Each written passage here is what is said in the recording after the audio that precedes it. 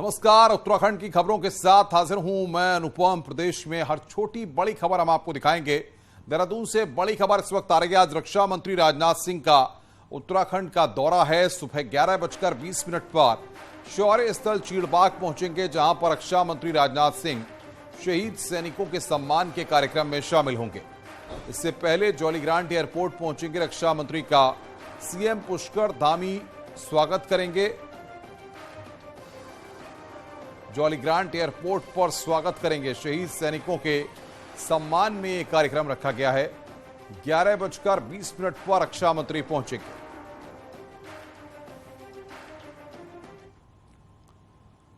आज सीएम धामी बागेश्वर पहुंचेंगे। ऐतिहासिक उत्तरायणी मेले का शुभारंभ करेंगे। करोड़ों की योजनाओं का लोकार्पण और शिलान्यास किया जाएगा। बीजेपी कार्यकर्ताओं से भी मुख्यमंत्री मुलाकात करेंगे।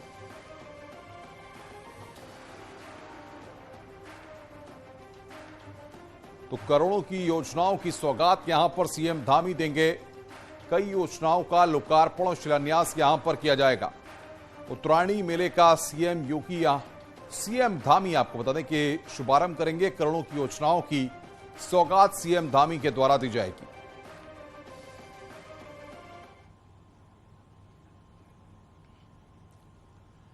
देहरादून में कुछ दिनों पहले सोशल मीडिया पर वायरल हुए एक वीडियो, जिसमें एक बुजुर्ग महिला मुंबई में अपने आप को अल्मोड़ा की बता रही है। वीडियो में दिख रही महिला को अल्मोड़ा पुलिस ने खोज निकाला है। वायरल वीडियो का नोटिस मुख्यमंत्री पुष्कर सिंह धामी ने लिया था और उन्होंने अल्मोड़ा के एसपी प्रदीप राय को खोजबीन करने के लिए कहा। सीएम धामी के निर्देश पर पुलिस जांच में जुटी और आखिरकार महिला का पता लगा लिया गया, जो अल्मोड़ा जिले के भिकियासेन ब्लॉक की रहने वाली है। पुलिस की एक टीम मुंबई में है, जो हेमा नाम की बुजुर्ग महिला को अल्मोड़ा वापस ला रही है।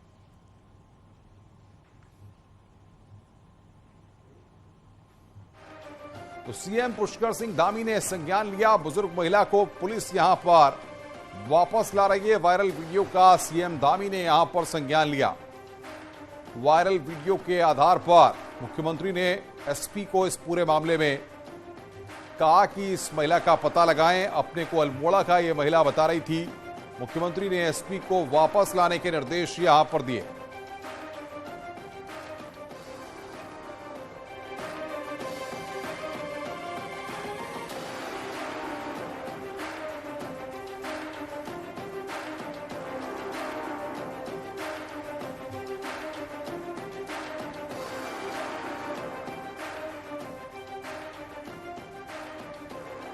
तो ये दो तस्वीरें उस महिला की हम आपको तस्वीरें दिखा रहे हैं। मुंबई में महिला का वीडियो वायरल हुआ था। उस महिला और मुंबई से अल्मोड़ा लग रहे हैं पुलिस के लोग, पुलिस के जवान। ये तस्वीर भी हम आपको दिखा रहे हैं। दो तस्वीरें इस वक्त आप देख रहे हैं। पहली तस्वीर में मुख्यमंत्री ने इस वीडियो का संज्ञान लिया, जो वायरल वीडियो था, और उसके बाद दूसरी तस्वीर हम आपको दिखा रहे हैं। और चेली कदू छन तुम्हार अच्छा एक चेल छो तुम्हारे। मुख्यमंत्री पुष्कर सिंह धामी ने इस पूरे वीडियो का संज्ञान लिया और उसके बाद यहां पर इस महिला को वापस पुलिस लेकर के आ रही है। मुंबई में पुलिस पहुंची और उसके बाद इस महिला को उत्तराखंड वापस लेकर आया जा रहा है। सड़क सुरक्षा अभियान पर न्यूज 18 का विशेष कार्यक्रम चल रहा है। देख लेते हैं मंत्री जी से ट्रक ड्राइवर बात करेंगे तो देखते हैं उनका क्या रिएक्शन। अरे किसी ढाबे पे देखते, मैंने यहाँ पर भी नागपुर में भी ढाबे पे रुकते होंगे ट्रक ड्राइवर। हाँ, बहुत ढाबे होते हैं। मैं भी ढाबे पे खाना खाता हूँ। अरे तो चलिए आज तो फिर ढाबे पे ही खाना हो जाए।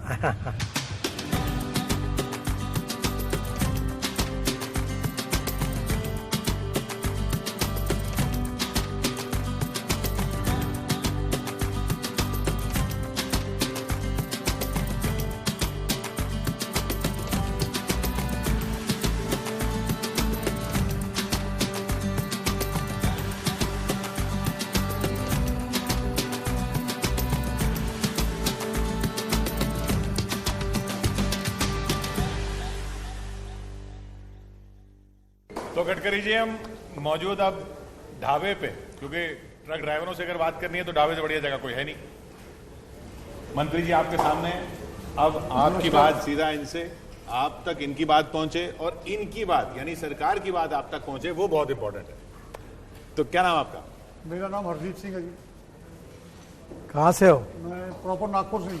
अच्छा, और आपका ट्रक कहाँ से कहाँ तक चलाते हो? हम लोग को ऑल इंडिया परमिट हुआ जब से तो पूरा इंडिया ही घूमते हैं, यहाँ से कलकत्ता, कभी मतलब जैसा लोड मिल जाए वैसे चले जाते हैं। अच्छा, हाँ जी। क्या क्या समस्या आती है आपको जाते समय? समस्या सर ऐसा है कि बॉर्डर की समस्या है। अब आपने तो बोल दिया कि बॉर्डर उठना चाहिए, पर छत्तीसगढ़ है मेन, यहाँ से निकलते ही 150 किलोमीटर पे छत्तीसगढ़ है। तो छत्तीसगढ़ में हर गाड़ी वाले का 10 लीटर आने में 10 लीटर जाने में डीजल वेस्ट होता है, और जाम 4-5 घंटे आने में, 4-5 घंटे जाने में, और पहले तो बॉर्डर की परेशानी थी, अब जगह जगह आरटीओ खड़े होने लगे। जगह जगह आती हर पैसा सिटी का लगता है। मतलब खड़े हो रहे, एंट्री ले रहे। पहले पुलिस उन्होंने वाले चालू भी किया तंग कि कर रहे मैकेनिकल लगेगा, मैकेनिकल के बाद फिर एक्स्ट्रा पैसे लेने लगे वो लोग। फिर हर स्टेट का मतलब हर डिस्ट्रिक्ट का आरटीओ रोड के ऊपर 24-24 घंटे रहते हैं। तो ये इन सब समस्याओं की वजह से क्या मतलब लेट हो जाते हैं? हाँ, लेट हो जाते हैं सर, लेट होते हैं, एक्सीडेंट होते हैं ना। वही तो बात है असली। अभी आरटीओ को कोई बैरियर लगा के थोड़ी खड़ा भागते नहीं है तो उनको वेट करना पड़ता है, तो दिन में नींद आती नहीं, जब रात में गाड़ी चलाते हैं तो नींद आती है, उस वजह से एक्सीडेंट होते हैं। अब कोई प्रॉपर बैरिकेड लगा के खड़ा होता नहीं आरटीओ। अब उन्होंने 10-10, 12-12 मतलब लोकल बाउंसर रखे होते हैं। एक बात तो जरूरी है कि हमारा जो आरटीओ विभाग होता है वो राज्य सरकार के अधीन होता है। हाँ। और ये बात सच है कि अब हमने नेशनल परमिट कर दिया, पहले परमिट मिलने के भी अड़चने जाती थी, काफ़ी कानून बना है, पर बॉर्डर पर जाकर ट्रक वालों को रोकना और उनसे रिश्वत मांगना, ये तकरारें बड़े प्रमाण पर हाँ है। जी सर, बहुत बड़ा। और इसलिए राज्य सरकार को भी विशेष रूप से मैं अनेक बार लिख चुका हूँ। यहाँ हमारे यहाँ मैं नागपुर में रहता हूँ और विशेष में मध्य प्रदेश और छत्तीसगढ़ की बॉर्डर पर ये तकलीफें बहुत ज़्यादा है। और मैंने अनेक बार उन राज्य सरकारों को भी अनुरोध किया है कि इसको भी आप डिजिटलाइज कर दो। इस प्रकार से ट्रकदारों को वास्तविक देश का नुकसान है। देखो, हमारे देश में 5 लाख एक्सीडेंट होते हैं, 1.5 लाख मौतें होती है, और करीब 3 लाख लोगों के हाथ पैर टूट जाते हैं। अब इसमें कभी कभी ओवर स्पीड के कारण, कभी कभी लेन डिसिप्लिन के कारण, फिर ट्रक के बीच में मैंने एक ऑर्डर निकाला है कि 2 चक्के के बीच में एक पाइप लगा दो, एंगल लगा दो, ताकि कोई नीचे ना घुस जाए। 12 बजे नाइट के बाद में ढाबे बंद हो जाते हैं। अभी हमारा टाइम चल जाता है शाम का लोडिंग अनलोडिंग में। अब 12 के बाद में हमारे को टाइम मिलता है गाड़ी चलाने का, और 12 से 3 का टाइम होता है नींद का। उसी टाइम पे हम अगर ढाबे पे लगा के सोते हैं तो हमारी चोरियां हो जाती हैं, डीजल निकल जाता है, हमारा बैटरी निकल जाती है हमारी। अच्छा जी, पर ढाबे चोरी की भी प्रॉब्लम बहुत। अभी रास्ते में भी चोरी होने अब लगी। कैसा होता है कि ढाबा कब शुरू करना और कब बंद करना, वो तो उन्हीं का अधिकार होता है। ढाबा सर एटलीस्ट गाड़ी वालों के लिए 24 घंटे खुला रहना चाहिए। पुलिस बंद करवाती है सर आगे। पुलिस बंद करवाती है सर। 24 घंटा खुला रहने में हमारे राज्य सरकार क्या पुलिस की तरफ से कोई अड़चन है? हाँ जी सर, पुलिस बंद करवाती है ढाबों को। पुलिस बंद करवाती है सर ढाबा। 12 बजे के बाद में पूरे ढाबे बंद हो जाते हैं सर। एक तो हम भूखे मर जाते हैं। बंद करो, लेकिन हाईवे में जो है उनको तो खुला रखना चाहिए ना, गाड़ी वाला रुके। तो आपकी इस बात पर मैं जरूर सोचूंगा। हाँ जी सर। लेकिन ये जो एक अहम बात इन्होंने कही कि 12 से 3 का टाइम होता है नींद का सर। हाँ जी सर, 3 ही घंटे का टाइम होता है नींद का। सर उसी समय में नींद आती है सर। मेरे जानकारी में ऐसा है कि 12 साढ़े 12 बजने के बाद ऐसी जगह देखकर ट्रक रोककर फिर ड्राइवर नींद कर लेता है। अभी देखिए, विदेशों में ट्रक या बस ड्राइवर 8 घंटे ही चला सकता है, आप 14, 16, 18 घंटे चलाते हो। 24 घंटा फंसते जी हाँ, हम। 24 मेरे 24 घंटे चलाते हो? हाँ, फंसे रहते हैं। क्या होता है कि अब हमारे नासिक देश से में कलकत्ता सर 36 घंटे में गाड़ी लगानी है, तो गाड़ी तो कंटिन्यूस चलेगी तभी लगेगी। नहीं, एक तो इसके ऊपर का उपाय अब हमने ऐसा किया है कि धीरे धीरे आप बड़े सिटी में जो हम नए हाईवे बना रहे, जैसे मुंबई से दिल्ली जाने के लिए अभी 36-38 घंटे लगते थे, हाँ। अब आप 16 घंटे में जाओ, 16 घंटे में। तो नेचुरली कम कर। पर एक बात जरूरी है कि ये कानून भी बनाना, आप जो 24-24 घंटे चलाते हैं, ये एक प्रकार से अन्याय है।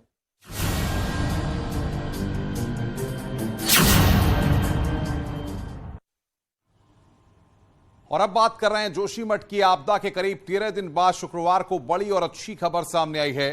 चमोली के डीएम के मुताबिक जिन इलाकों में दरारें आई थीं, उसके अलावा नई जगहों पर अब दरारें नहीं आ रही हैं। साथ ही डीएम ने बताया कि मारवाड़ी इलाके में जो पानी का रिसाव हो रहा था वो भी घटने लगा है और काफी कम हो गया है। हालांकि जहां पर पहले दरारें आई थी वहां पर अब हालात अब भी थोड़े से खराब हैं, लेकिन बड़ी खबर यही है कि अब दरारों में स्थायित्व आ रहा है, पानी का रिसाव कम हो रहा है, जिससे जोशीमठ के लोगों के लिए बड़ी राहत की खबर है।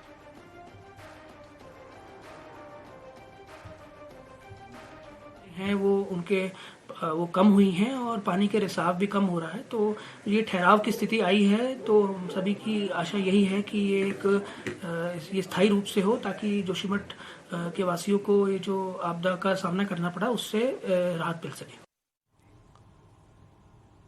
बीजेपी अध्यक्ष महेंद्र भट्ट और चमोली के प्रभारी मंत्री धन सिंह रावत भी जोशीमठ में हैं और यहां प्रभावितों के साथ मुलाकात की। उन्होंने राहत शिविरों का निरीक्षण किया और सरकार की तरफ से गिरी गई धनराशियों के चेक भी बांटे। 61 प्रभावितों को 1.5 लाख के चेक दिए गए। सीएम धामी के निर्देश के बाद प्रभारी मंत्री धन सिंह रावत जोशीमठ पहुंचे हैं और कुछ दिन अब जोशीमठ में ही रहेंगे।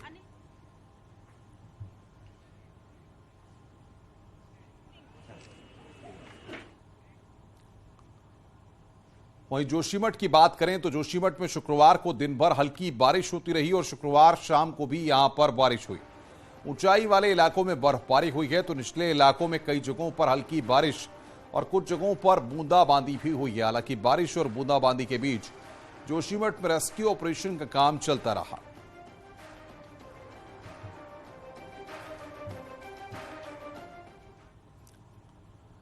जोशीमठ में धीरे धीरे धंसाव का सिलसिला जारी है। मारवाड़ी इलाके बद्रीनाथ हाईवे धीरे धीरे धंस रहा है। हाईवे पर आई दरारों को पाटने के लिए जो अस्थायी ट्रीटमेंट किया गया था उस पर दोबारा से दरारें आ गई हैं। प्रशासन भले ही दावे कर रहा हो कि जोशीमठ में जो दरार आने का सिलसिला है, जो धंसाव का सिलसिला है, वो थम गया हो, स्टेबल हो गया है, लेकिन हकीकत ये नहीं है। असलियत यह है कि ये बद्रीनाथ राष्ट्रीय राजमार्ग का हिस्सा है जो कई जगह से धंस रहा था। मारवाड़ी इलाके में हम अभी मौजूद हैं। यहाँ पर जब बद्रीनाथ हाईवे पर दरारें आई तो बीआरओ के द्वारा इन दरारों को भर दिया गया था। आप देख सकते हैं कि यहाँ पर सीमेंट और मसाला लगाकर इन दरारों को भर दिया गया था, लेकिन अगली ही रात ये दरारें फिर से उभर आई। वो इतने खतरनाक तरीके से कि आप देख सकते हैं कि जो ये पूरी कोलतार की जो परत थी वो पूरी तरह से उखड़ गई है। जो सीमेंट यहाँ पर लगाई गई थी उस पर भी मोटी मोटी दरारें उभर आई हैं। हम बात करने की कोशिश करेंगे। क्या नाम है आपका? काजल लायक। काजल लायक, ये बताइए कि जो ये आपने जो दरारें आई थी इस पे आपने मसाला डाला था, ये कब डाला था? ये परसों डाला था जी। परसों मसाला डाला था। अब अभी क्या हो? ये फिर बैठ रहा है ना जी इसमें लोड पड़ रहा है, पता नहीं है, इसमें जमीन को बैठ रहा है। हमारा तो रिपेयर करने के लिए रिपेयर करना जी। तो आपने एक बार रिपेयर कर दिया फिर दरार आ गई? दरार आ गया। हर जगह में जाता हूँ मैं रिपेयर कर रहा हूँ। तो अब आप क्या करने वाले हैं? रिपेयर करेंगे सर दोबारा से। जी सर।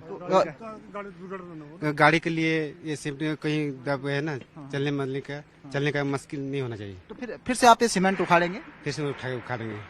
तो आपने देखा कि परसों ही ये जो दरारें इस सड़क पर आई थी उनको पाट दिया गया था, उस पर सीमेंट लगा के मसाला लगा के इन दरारों को भर दिया गया था, लेकिन दूसरी रात ये दरारें फिर से उभर कर आ गई। अब एक बार फिर से इस मसाले को उखाड़ा जाएगा, कोलतार को उखाड़ा जाएगा और नए सिरे से एक बार फिर यहाँ पर जो मसाला है, जो सीमेंट है, उससे इन दरारों को भरने का काम किया जाएगा। ये बात साबित करती है कि जो दरार आने का सिलसिला है भले ही वो बहुत धीमा हो, लेकिन दरार अभी भी पड़ रही है, धंसाव धीरे धीरे अभी भी जारी है।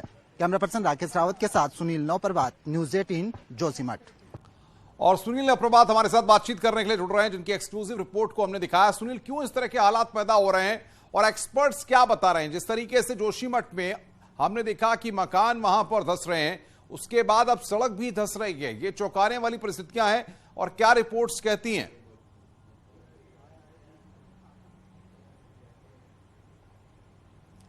देखिए अनुपम, साइंटिस्टों की रिपोर्ट और इसरो ने जो अभी हाल ही में अपनी रिपोर्ट जारी की है, इसरो ने भी बताया है कि जोशीमठ बीचों बीच से धंस रहा है।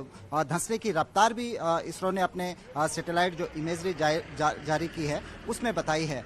जोशीमठ शहर का एक हिस्सा जो धंस रहा है वो बीचों बीच से धंस रहा है और अभी मैं जोशीमठ शहर के निचले हिस्से में हूँ, यानी टो वाले हिस्से में हूँ, जहाँ से अलकनंदा इस हिस्से को अलग करती है। इस पूरे हिस्से में धसाव की जो प्रक्रिया है उसको आप तेजी के साथ देख सकते हैं। शहर के ऊपरी इलाकों में चूंकि पहले ही मोटी दरारें पड़ चुकी हैं, मकान टेढ़े हो चुके हैं, वहां पर इस धसाव को आप उतने प्रभावी तरीके से महसूस नहीं कर पाएंगे। लेकिन निचले क्षेत्रों में जिस तरह से अभी हमने बताया कि बद्रीनाथ हाईवे पर जो क्रैक्स पड़े थे उनको पाट दिया गया था, मसाला उनमें भर दिया गया था, लेकिन ये क्रैक्स फिर से उभर कर आ गए हैं। आप देख सकते हैं अभी लाइव इन तस्वीरों को। यहाँ पर जो बीआरओ के श्रमिक हैं, इन्हीं लोगों ने इसको पाटा था। अब यही लोग इसको उखाड़ के फिर से इसमें मसाला भर रहे हैं और इसके पीछे का बड़ा कारण है कि दरारें लगातार उभर रही है और दरारों के उभरने का कारण है कि जमीन धंस रही है। यहाँ पर जहाँ मैं खड़ा हूँ, मैं कैमरे पर्सन से कहूंगा कि एक बार दिखाने की कोशिश करें। जिस पुस्ते के ऊपर मैं खड़ा हूँ, अगर इस पर कैमरा नीचे की ओर अगर जाता है, कैमरे से अगर आप समझ पाएं तो जो नॉर्मली टेक्निकल भाषा में कहा जाता है कि इस पुस्ते का जो पेट है वो उभर आया है। पुस्ते के नीचे हिस्से में जो सुरक्षा दीवारें थी, सीमेंट की मजबूत दीवारें थी, ये दीवारें धंसनी शुरू हो गई हैं।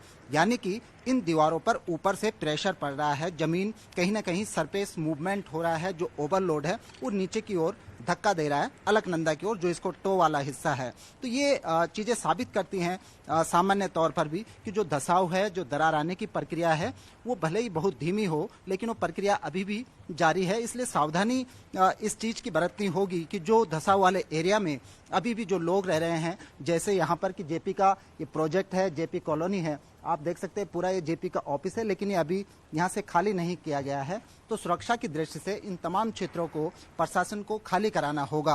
हालांकि जो जोशीमठ का मुख्य बाजार है, वहाँ पर 760 मकानों को चिन्हित किया गया है, उनमें से बहुत सारे लोगों को राहत शिविरों में भी भेज दिया गया है। लेकिन अभी भी जहाँ पर बहुत कम धसाव है वहाँ पर लोग बने हुए हैं। लोग रात राहत शिविरों में जाते हैं लेकिन सुबह फिर अपने घरों को लौट जाते हैं। लेकिन अगर भविष्य में या आने वाले दिनों में यहाँ पर बारिश होती है, मौसम खराब होता है, कल जैसे बूंदाबांदी हुई लेकिन आज चटक धूप निकल आई है, ये भी बड़ा खतरनाक है कि कल जब पानी दरारों में भरा होगा, आज उनमें फिर से गर्मी पैदा होगी और ये इस दरार को और बढ़ा देगा। बारिश होती है तो खतरा ये है कि खासकर इस बद्रीनाथ हाईवे के हिस्से को आप देख सकते हैं, यहाँ पर बारिश होगी, दरारें उभरेंगी तो ये पूरे के पूरे पुस्तों को डहाते हुए आगे ले चलेगा। तो ये खतरा बना हुआ है। तो फौरी तौर पर पहले होनी चाहिए कि जो ऐसे इलाके हैं वहां से लोगों को खाली कराया जाना चाहिए। जी बिल्कुल सुनील, आप नजर बना के रखिए, आगे भी हम आपसे अपडेट लेंगे। सुनील हमारे संवाददाता ग्राउंड जीरो पर हैं, जो लगातार एक के बाद एक एक्सक्लूसिव रिपोर्टिंग कर रहे हैं और वहां की वास्तु स्थिति को बयां कर रहे हैं। आगे बढ़ते हैं। क्या आने वाले वक्त में नैनीताल के भी हालात जोशीमठ जैसे होने जा रहे हैं, इसकी चिंता अब सताने लगी है।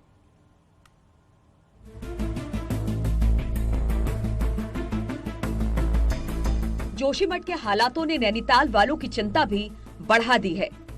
बलिया नाला, खूपी नाला और गवर्नर हाउस के पास लगातार पहाड़ खिसक रहे हैं और कई जगहों पर लोगों के घरों में दरारें भी दिखाई दे रही है। और इस सबके बीच स्थानीय सांसद भी नैनीताल में बढ़ती लगातार भीड़ से चिंतित हैं। हम तो बार बार नैनीताल के बारे में पहले भी मैंने लिखा है कि कोई अगर विदेशों की ऐसी तकनीक है जिसकी वजह से ऐसे शहर भी बसाए जाते हैं जो बिल्कुल खतरे की जद में होते हैं, उनको पुनर्जीवित किया जाता है, इसको भी देखना चाहिए। तो लगातार हम बलिया नाले के लिए इतना बड़ा ह्यूज अमाउंट पहले भी दिया गया है, अभी भी दे रहे हैं। विपक्ष भी नैनीताल में हो रहे निर्माण और लगातार बढ़ती आबादी से चिंतित है, जिसका असर आसपास बसे इलाकों पर बड़ी दरारों और लैंडस्लाइड के रूप में देखने को मिल रही है। हमारी इंदिरा गांधी जी जब प्रधानमंत्री थी 1967 में आई और उन्होंने नैनीताल वासियों से ये कहा कि ये जितने यहाँ पे अभी मकान और जितने भवन है, इससे ज्यादा एक भी नहीं बनना चाहिए। और उन्होंने बैन लगवाया था उस समय ऐतिहासिक सरकार से कि सीमेंट और सरिया काठगोदाम के ऊपर नहीं जाएगा नैनीताल के रास्ते। तो ये सोच उस जमाने में थी और अवश्य जैसे जोशीमठ में मिश्रा रिपोर्ट थी 1976 की, ऐसे आकलन की बहुत बड़ी आवश्यकता है नैनीताल के। और बलिया नाला की जो स्थिति है वो भी बड़ी विकट है। दरअसल पिछले 22 सालों में तमाम प्रतिबंधों के बावजूद नैनीताल में बेतहाशा निर्माण कार्य हुए, जिससे नैनीताल के पहाड़ों की भार सहने की क्षमता प्रभावित हो रही है और यही क्षमता अब जवाब भी देने लगी है। हल्द्वानी से न्यूज 18 के लिए शैलेंद्र नेगी की रिपोर्ट।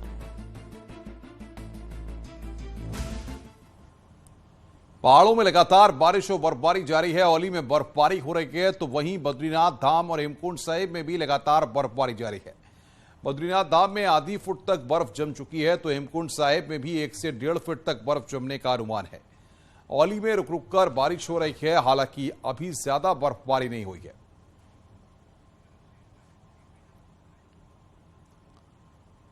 उत्तरकाशी में लंबे समय बाद निचले क्षेत्र में बारिश और ऊपरी क्षेत्र में बर्फबारी ने किसानों और पर्यटकों के चेहरों को खिला दिया है।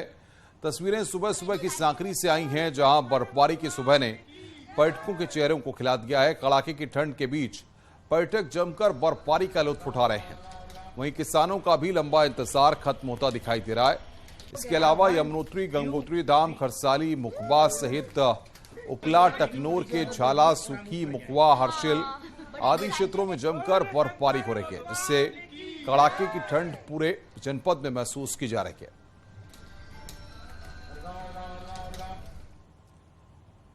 टिहरी जिले में भी देर रात से हो रही बारिश के साथ ही ऊंची पहाड़ियों पर सीजन की पहली बर्फबारी हुई। बात की जाए पर्यटन नगरी धरौल्टी की, तो इस सीजन की पहली बर्फबारी होने से पर्यटकों के साथ ही किसानों में भी खुशी है। आलू farm, Apple garden, Surkanda Devi, कद्दू खाल और बाटवाल धार में सीजन की पहली बर्फबारी हुई है और बर्फबारी होने के बाद पर्यटक भी अब धनौल्टी का रुख करने लगे हैं।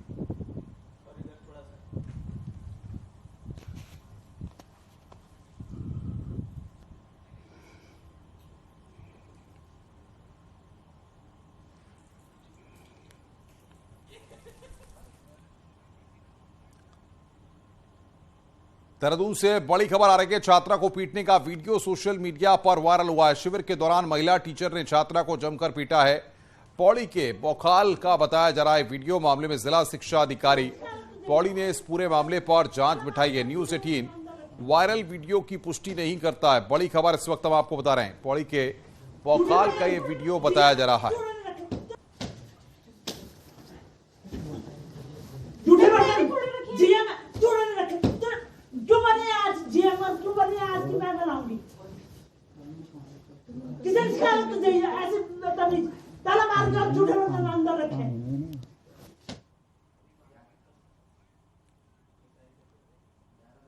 हरिद्वार में सिडकुल के रीजनल मैनेजर गिरधर रावत ने अधिकारी पद की गरिमा की जमकर धज्जियां उड़ाई। सिडकुल क्षेत्र में बनी दीपगंगा सोसाइटी में अधिकारी गिरधर रावत ने शराब पीकर जमकर हंगामा काटा। गिरधर रावत ने सोसाइटी में चल रहे लोहड़ी के प्रोग्राम में पहुंचकर लोगों से बदसलूकी की और उन पर रौब झाड़ते हुए कार्यक्रम को बंद करने के लिए कहा। और उसको रुकवाने की बात कर रहे हैं मिस्टर गिरधर रावत। जोशीमठ भूदसाव को लेकर गायक भूपेंद्र बसेड़ा ने एक मार्मिक गीत लिखा है, जिसमें कठिन समय में अपना हौसला बनाए रखने की बात गीत के माध्यम से की गई है। उत्तराखंड सरकार में सेवाएं दे रहे बसेड़ा सोशल इश्यूज पर गाने बनाते रहते हैं।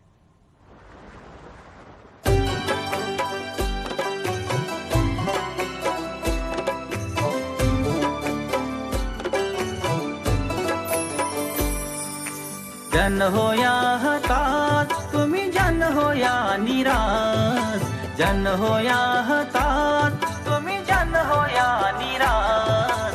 पूर्व उत्तराखंड छ आज तुम्हारा साथ, पूर्व उत्तराखंड छ आज तुम्हारा साथ। जन हो या हताश, तुम्ही जन हो या निराश, जन हो या हताश, तुम्ही जन हो या निराश। पूर्व उत्तराखंड छ आज तुम्हारा साथ, पूर्व उत्तराखंड छ आज तुम्हारा साथ।